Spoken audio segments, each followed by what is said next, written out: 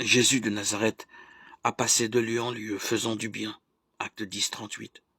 Il a nourri des foules, guéri des malades, et même ressuscité des morts. Sa voix a calmé la tempête, ses paroles ont redonné espoir à beaucoup. Manifestement, Jésus était plus qu'un prophète, bien plus qu'un homme.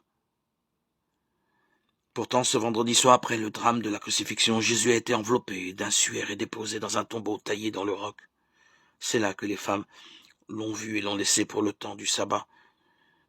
Ses disciples sont dans le deuil et pleurent. Marc 16, 10. Tous sont bouleversés par la fin tragique de leur maître. Ils ont mis toute leur espérance en lui.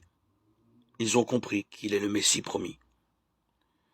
Mais leur nation l'a haï, et en accord avec l'occupant romain, l'a fait crucifier comme un malfaiteur. Dieu semble se taire. Mais dès le lever du jour, au lendemain, des faits extraordinaires se produisent. La terre tremble, un ange descend, roule la pierre qui ferme le tombeau. Le tombeau est vide. Dieu qui semblait si loin a montré l'excellente grandeur de sa puissance. Éphésiens 1, 19. En ressuscitant son Fils. Au jour le plus sombre succède le jour le plus beau. Les disciples se réjouissent quand ils voient le Seigneur ressuscité. Jean 20, 20. Ils auraient pu chanter avec l'auteur du psaume. Tu as changé mon deuil en joie. Psaume 30, 11. Le Seigneur est vivant. Le deuil est transformé en une grande joie.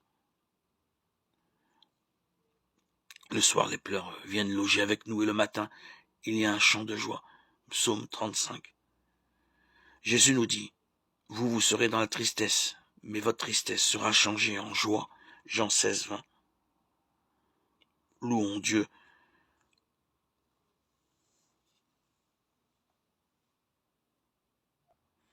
Les 11 apôtres et leurs compagnons disaient, le Seigneur est réellement ressuscité, il est apparu à Simon. Luc 24, 33, 34. Celui qui a ressuscité le Christ d'entre les morts vivifiera aussi vos corps mortels. Romains 8, 11.